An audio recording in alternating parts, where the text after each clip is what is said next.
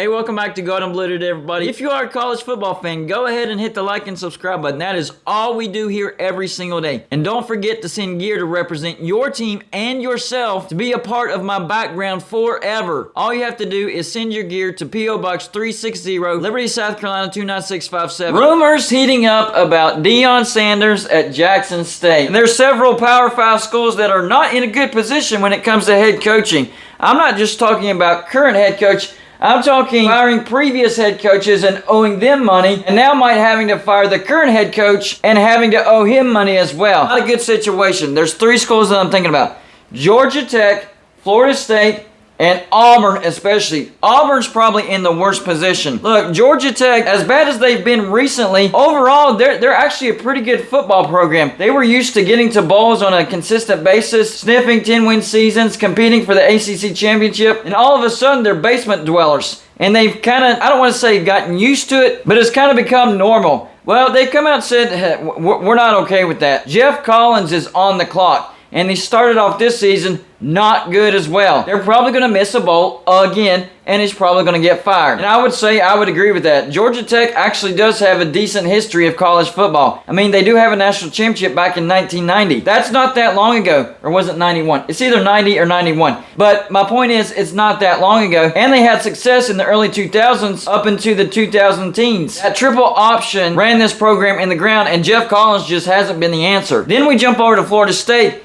They've been a dead program ever since Jimbo Fisher left. That dude left Florida State in shambles. And I promise you, Texas A&M fans, he will leave your program in shambles as well. That's why, personally, I don't want him at West Virginia. I think he's an overrated coach, great recruiter, but he doesn't get the best out of his players. It makes absolutely no sense. Texas A&M should be competing for the SEC championship on a year-in and year-out basis. I've talked to Florida State fans, and they do not like Jimbo Fisher right now because he left that program in shambles.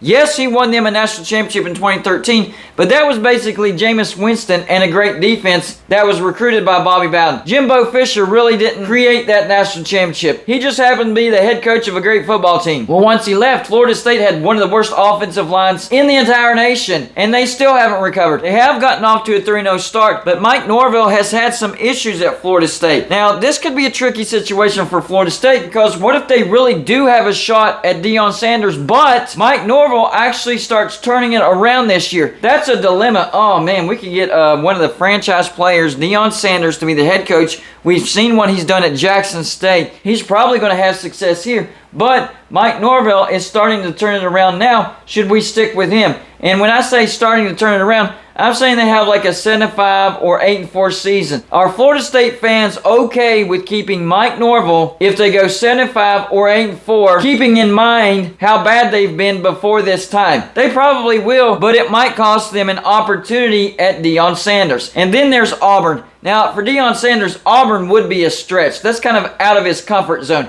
He likes Georgia and Florida as far as states go. Auburn's kind of pushing it, but maybe there is a possibility. Auburn's in bad shape. Auburn is in bad shape. They fired Gus Malzahn. Gus Malzahn never had a losing season at Auburn. He actually had decent success and took them to a national championship. Didn't win, but took them to a national championship. So they fired him, owed him a truckload of money, brought in Brian Harsin. He's not looking good at all. Not only is he not winning on the field, but he's getting embarrassed on the field, and he's creating a toxic culture. I mean, he was investigated this past offseason. Of course, he was acquitted and all this other stuff. But he does have some sort of off-the-field baggage that comes with him, and it looks like it's starting to show on the field because the team is not buying into what he's selling. Not at all. I mean, they just got pasted. Absolutely pasted on their home field, Jordan-Hare, which is a hard thing to do at Auburn, by Penn State.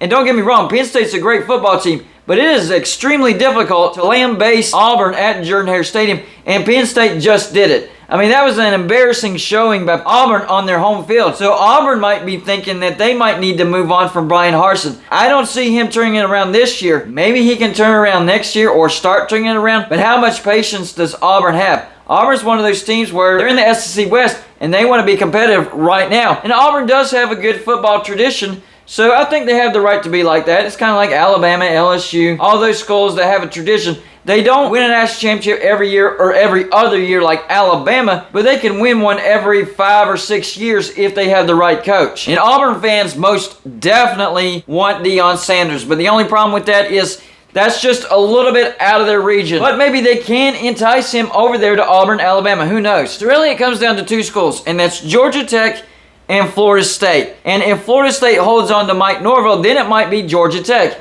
And Deon Sanders absolutely loves the Atlanta metro area. Of course, he played for the Atlanta Falcons. I'm pretty sure he still has a home in Atlanta, Georgia. So that would be just, right down the road from his house. And I'm pretty sure Georgia Tech would give him complete control over the football program. You talk about recruiting at a high level. Think about this. He stole the #1 recruit in the entire nation from Florida State. And that's the school that he played from. And this dude is ice cold in a good way. That's the kind of coach that you need. And he's having a lot of success at Jackson State. I know they're at an FCS level, but grabbing the #1 recruit in the entire nation at an FCS school, that's mind-blowing. That tells me that he also knows how to work the NIL system. I think they would have a lot of NIL opportunities around the Atlanta metro area. I mean, the Coke Manufacturing Company is right there. Six Flags is right there. There's a lot of big-time companies right there in Atlanta, Georgia. So he most definitely would have a great opportunity at Georgia Tech. And I think Deon Sanders would take that job, especially if Florida State keeps Mike Norvell, if it looks like he's starting to turn the program around. What if this is fool's gold as far as Mike Norvell goes? I mean, they haven't played anybody great, but they are looking better than what they've looked in the past 3, 4, 5, 6, 7, 8, 9, 10 years. So maybe it's hope worth holding on to. But what if at the same time, this is just because of the beginning of the schedule, and once you get into the more difficult part of the schedule, Florida State looks like a bad team once again, and they end up finishing the season 6-6, which is better than last year, and it gets to a bowl, but still, it's not all that great. Is that good enough to keep Mike Norvell at Florida State? Going by their football tradition, I would say no, but they've been bad for so long, maybe that gives them a glimmer of hope, and they're like, we need to keep this guy. It looks like he's starting to turn it around. We're going to give him a couple more years. That's a tough decision right there when you could bring in Deon Sanders immediately. And Deon Sanders at Florida State, oh my gosh. You talk about a dynamite combination right there. I mean, that's gasoline and fire right there. I mean, Deon Sanders can already recruit at a high level. You put him in a brand like Florida State, a former player of Florida State, yes, I think he recruits at a magnificent level. I think he brings Florida State back in probably 2 years. I'm being serious. 2 years, I'm pretty sure Deon Sanders would have Florida State back to competing for ACC championships. And once again, Doak Campbell Stadium is a very intimidating stadium to play at. Right now, it's not all that intimidating. Florida State's been bad. The fans have lost a little bit of interest. I mean, they have started off the season 3-0, so they're starting to show up again. But you put Deon Sanders there, oh my gosh, that thing will be overflowing game after game after game. Could you imagine the buzz and excitement if Florida State named Deon Sanders the head coach at Florida State? Holy crap, Tallahassee. You'd feel the ground shaking. You'd be, what was that? Oh, that was Tallahassee. They just announced that Deon Sanders the head coach.